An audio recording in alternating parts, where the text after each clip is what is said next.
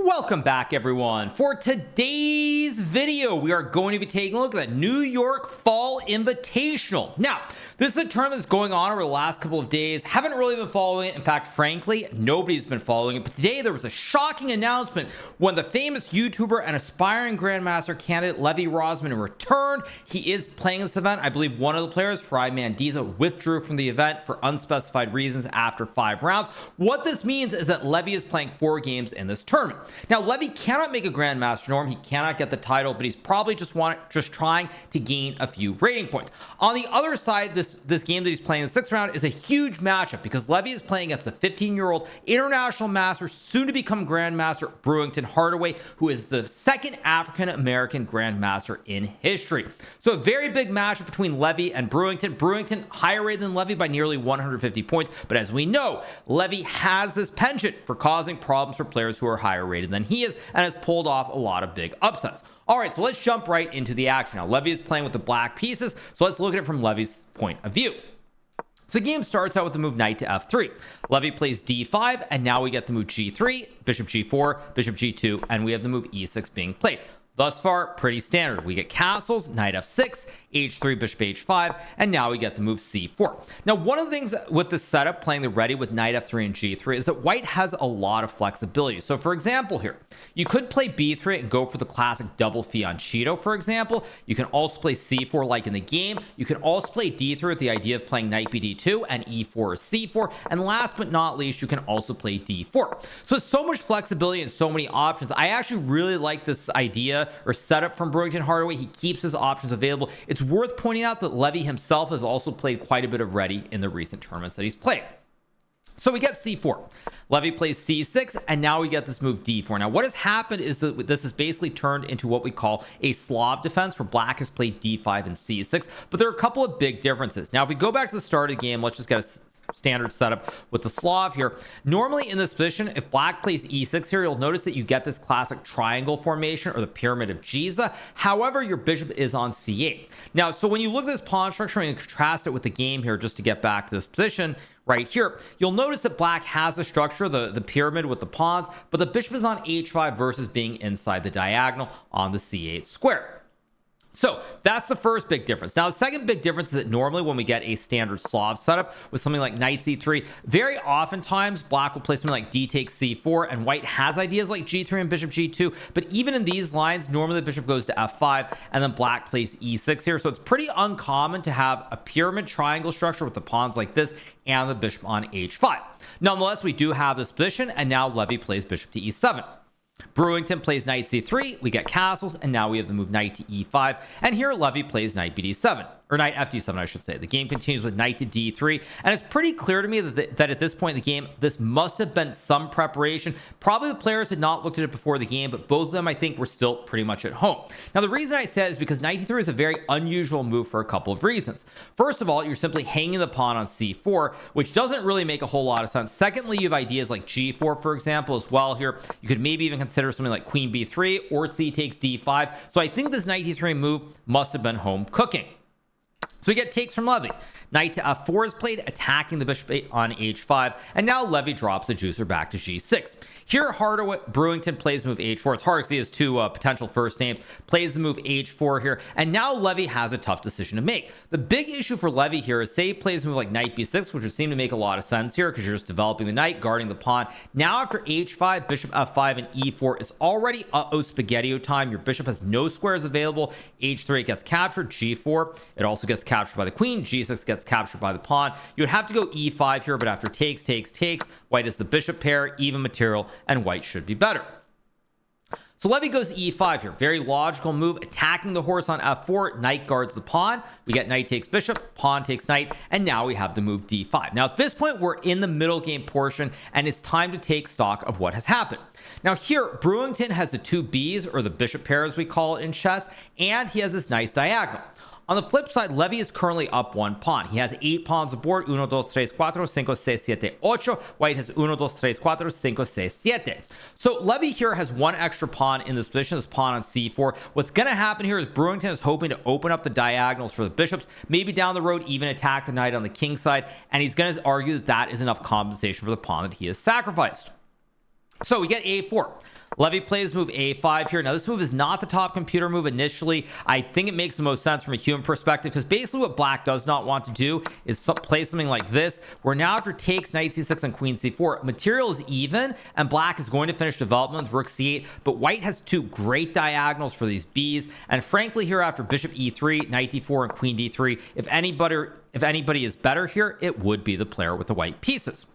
So after a4, Levy goes to a5 to stop white from pushing p and harassing the knight. We get bishop to e3, and now Levy correctly plays the move rook a6. Now again, Levy has already committed to not opening up this long diagonal for the light square b. So if you're not going to open up the diagonal, rook a6 is pretty much an only move, because if you played, let's just say, a random move like king h7, this would lose the game, because I take the pawn on c6 here. Actually, it doesn't lose on the spot, but after takes, queen takes d8, you have to take with the bishop to guard the knight. And after bishop c5, rook e8, and rook fd1 here, white has an open file. The b's are super active. Even this knight can jump to b5 or e4 here, and it's very, very tough to play. So we get the move rook to a6. Now we get pawn takes pawn, pawn takes pawn, and here we have the move queen c2 being played by Brewington. Now after queen to c2, Levy plays move knight d5, and this is the first step in the wrong direction. Now at this point in the game, I'm not going to fault either player. It's a very dynamic position. Black still is the extra pawn, but as you can tell, the bishops are on some great diagonals. White is threatening to bring the rooks to the center of the board, and it's just very hard to deal with. So Levy goes knight d5, trying to clarify the situation, trying to trade off some material here, and now we get the move knight takes knight. Pawn takes knight is played by Levy. We get rook fd1, and now we have the move d4. Now at this point, after queen takes c4, it's clear that Levy is worse, because Levy no longer has an extra pawn on the board. White has the open diagonals for the two b's, but on the flip side, the center is somewhat closed. So we get rook to b6 here, attacking the pawn on b2. We get bishop d2, and now Levy plays move bishop b4. Now this is a very important move here, because a move that you might consider is rook takes pawn, thinking, well, wait, extra pawn, white can't take, queen guards the pawn, I'm just up a pawn, I'm doing great. But after rook takes b2 here, white can play rook a b1, and if you trade the rooks, suddenly you have all kinds of problems. When you play knight to d7 here to finish your development, there's rook to b5, and out of nowhere, all your pawns in the center and on the a5 square are very, very weak, and white is actually technically winning here.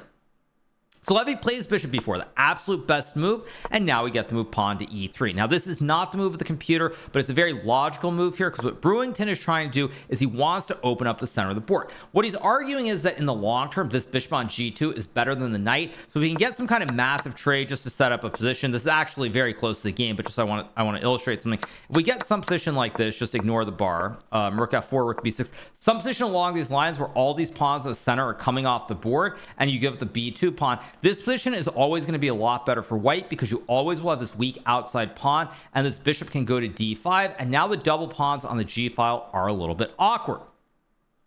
So very logical plan, not the best line. The computer actually wants bishop g5 here, and I guess after bishop e7, takes, and apparently queen d5, rook b2, rook a b1, and white is better, because if you take, there's rook b7. But even this, frankly, is very, very deep and complex, and to get here where you're down a pawn when the players are slowly drifting towards time pressure is really asking a lot, in my opinion.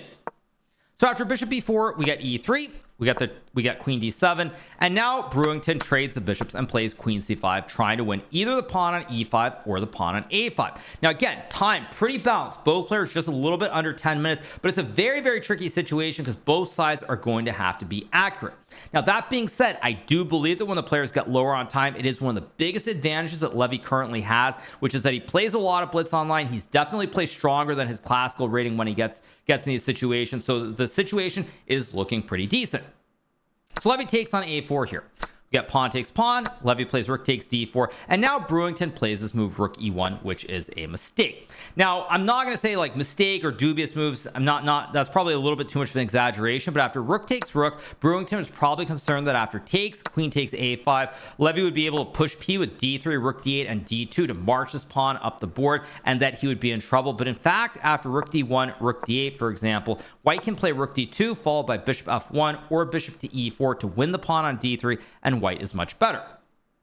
So after rook takes d4, we get rook e1. Now Levy plays this move f6 here, trying to create the classic connect 4 and guard the rook in the center of the board. Now, of course, the rook on d4 is also very well placed, because you have an open file. You can also go to d2 to create the classic kebab on the second rank, and it's very tricky to play. So after f6, Brewington takes the pawn. Again, material has leveled out both sides of 4 pawns. We've had a lot of moments in this game with big imbalances, one side up a pawn or down a pawn. After rook a5, we get rook c8. Now we have queen b6, and here Levy plays move knight c6. Now this is probably the last very important moment from Levy's standpoint, because even here we're on move number 29 and he still hasn't developed the knight. Now you're probably thinking, well, wait, what is going on here? Levy's like an IM. How can he not develop his pieces? You say one thing in videos and then you don't go and do it yourself.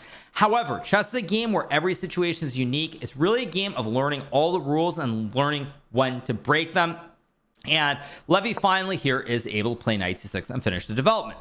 So we get rook to a6. Levy goes knight to d8, and now Brewington plays the move rook a7. Now at this point, you'll notice Levy is down on the clock. Computer gives white a small advantage, but I would argue, like I have in a lot of recent videos, when you're low on time, look at which side has easier plans. And I would argue that in this position, even though the computer gives white an advantage, black's ideas are much easier, because the top computer move is this move b4, king h7, b5, simply allowing rook c2 and rook d2, creating castle mania on the 7th rank. Frankly, again, this is not something that makes a lot of sense to allow. Also, because after rook a7, there's queen f5, and now you're thinking, wait, there's going to be castle mania. The queen hits the pawn, everything is hanging, and you're going to lose the game. It also, of course, illustrates why computers are so much better than us puny humans. So after knight d8, we got to move rook to a7. Levy plays queen to d6, and now we get to move queen b3. Now Brewington could have traded the queens here and played b4. Probably the game would end in a draw after something like rook to b6 here or rook to b8. Both moves are playable. Apparently b8's much better than b6, not sure why, but it should be a draw. Instead, we get to move queen to b3 check. Levy goes king h7, and now we have the move h5 being played. Now, when Brewington plays h5, he's trying to open up the king side here. He figures this bishop has some squares on e4, d5. There might be problems on this diagonal. You've got a rook on the 7th rank, and it makes sense to go after black's king.